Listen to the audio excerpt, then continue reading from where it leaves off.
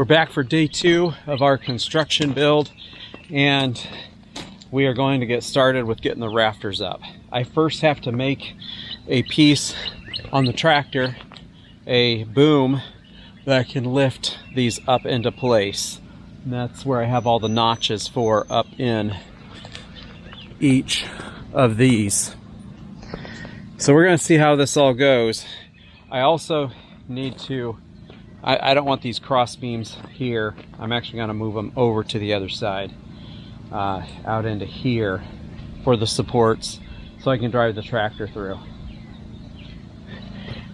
There's Angel. She's coming over here to spray me with chemicals, pesticides, and garbage. I like ticks. I don't mind ticks. I do. Okay. It's another beautiful morning here in southeast Kentucky. We are just about to get started this Tuesday morning. By the way, have you subscribed yet to our channel? We would love to have you on our adventures, and this week is no different. We are working hard to get this RV shelter up and finished. We might be stressing ourselves out a little bit too much after trying to get all this done. We lost nearly 2 days by the water pump going out on the truck. That delayed us significantly.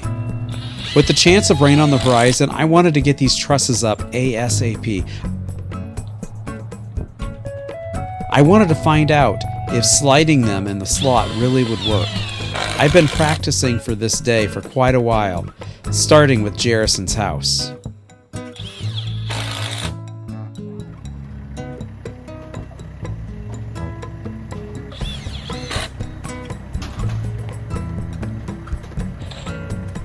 The first thing I did this morning was make the boom.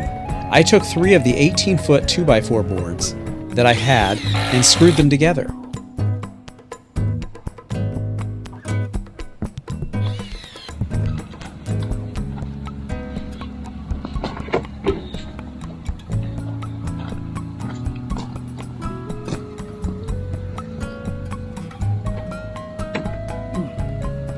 Then I strapped this boom to one of the pallet forks of the tractor. Then I attached a ratchet strap from the top of the fork attachment to the end of the boom so it would be supported. 18-foot 2x4s can look like rubber tubes bending around at that length. Almost reminds you of spaghetti.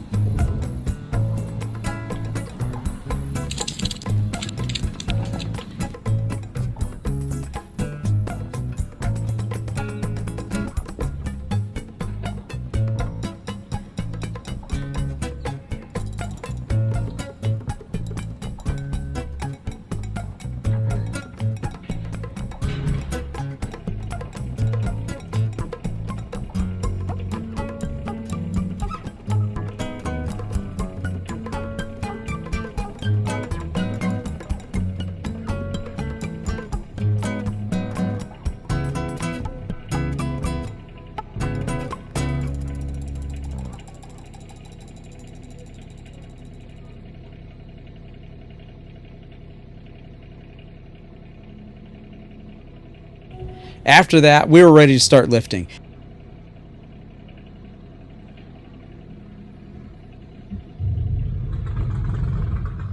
Everything looked good until we started up.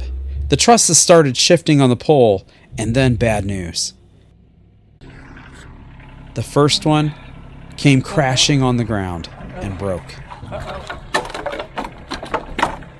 The trusses weighed around 75 pounds each, and with the wind speed increasing, it became a problem. The trusses are well built, but if they fall, well...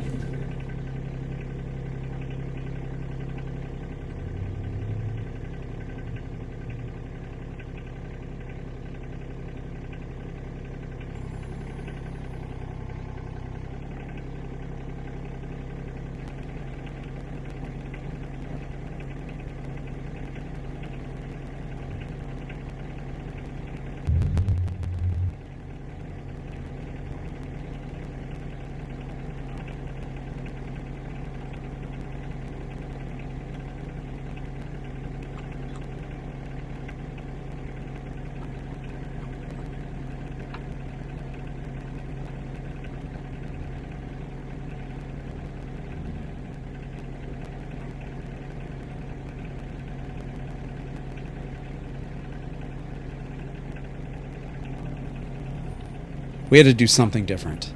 Any kind of wind, or even bumping it against a post, would knock it off. After a couple more failed attempts, we came up with a center support for strapping the trusses to the beam and then lifting them up. And that worked well.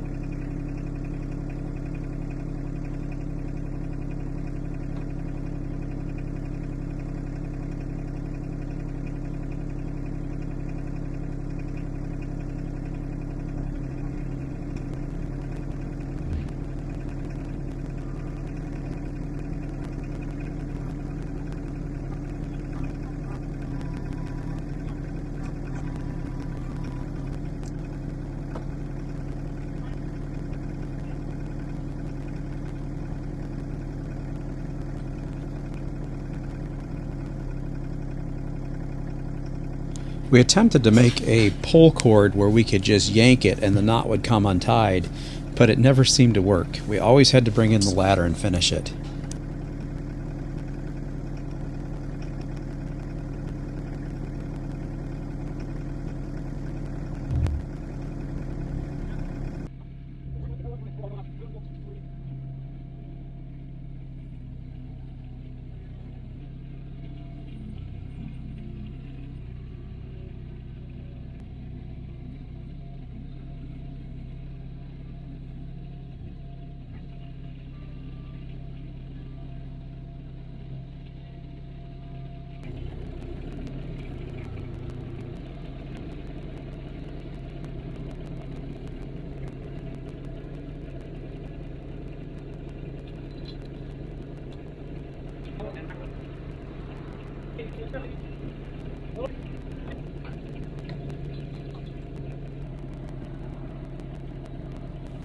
In February, we mixed and poured the concrete and let it cure for several weeks. Now that we are back, it's time to build the structure, and yesterday we unpacked the truck and the trailer and got the 14-foot post all up. When we are done, this RV shelter should be big enough we could park a semi-trailer underneath. Yesterday worked pretty efficient for us.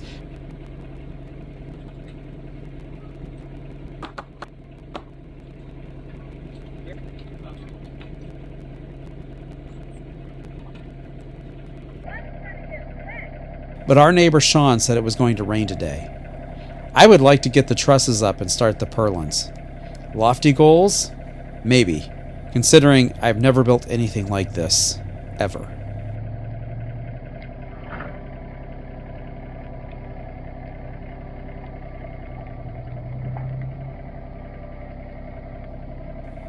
My dad was always handy at everything. He could do plumbing. I struggled to get sinks to stop leaking. He could wire anything. Well, I don't mind wiring, but many times I get shocked because I don't like to turn the breakers off. He could change out wheel bearings on the side of the highway. I saw that many times on his trailer.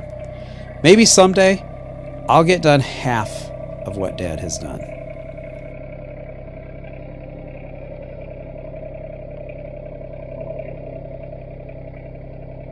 Back when I was in junior high, Dad built the barn that you see when we do our annual hay day. His kids and grandkids have been able to use this barn often for the fertilizer. He built this with his own 2 hands after work each day. Every evening was busy for him. He then nearly doubled the size of the house after most of us kids were out. There were always a project he needed done, and he did it. I hope I'm always following in his footsteps. Anyway, he taught us boys a lot, and the one thing was, if a job's worth doing, it's worth doing right. Angel and I have been talking about this project for quite a while. Then in December and January, we started drawing up plans and began getting all the pieces together. It's almost like Lincoln logs, or as I call them, tiny timbers.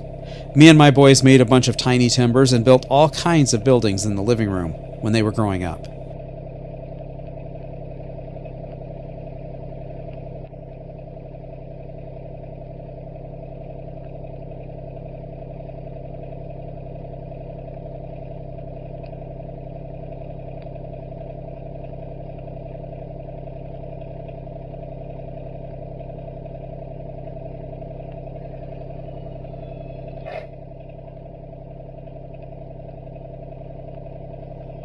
The plans I drew up in Affinity only because I haven't taken the time to learn SketchUp. What we did was we wanted to draw up what our RV is, fifth wheel, with all of the slide outs open, and then give a foot for space. So we are actually kind of tight in here, but you can see this is what our plan was. And I think that's pink, but this color here would represent the overhangs. So we have enough room that we could actually build a shed onto it.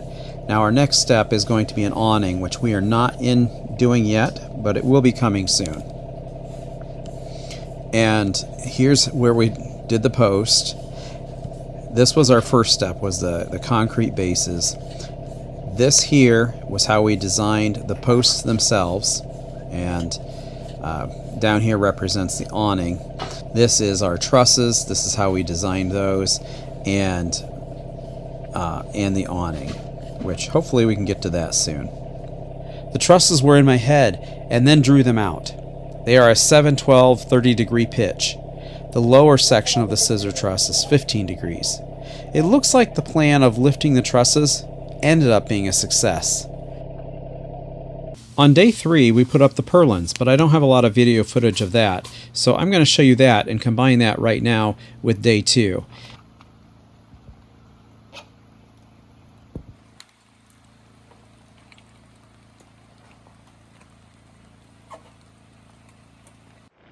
It decided to rain today, so I set up my office in the truck for now. I might move out to the tent. because it's kind of just drizzling.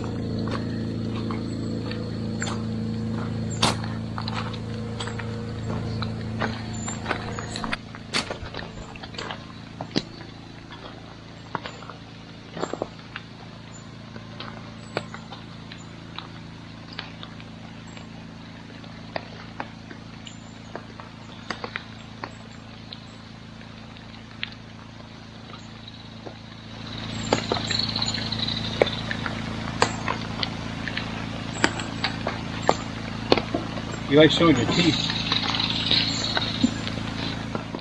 Trying not to be scared for you. Oh. I got you.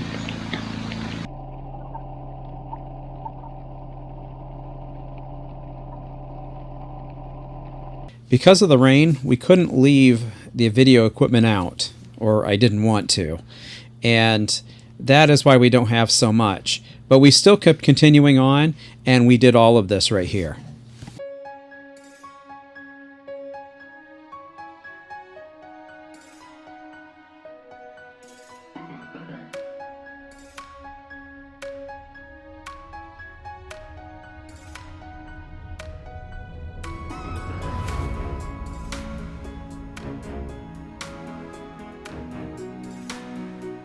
You can see I have the overlap here. They don't really overlap like that. They actually just go straight across. They split, and then I put a piece of wood scabbed together to make sure they're extra sturdy. In the center, we have an 8-foot, and on the outsides, we have our 18-foot 2x4s. That gives us a 2-foot overhang on the end, on both sides, and that gave us the least amount of cutting that we needed to do. Let's keep going. Take care, God bless, and we'll see you again soon.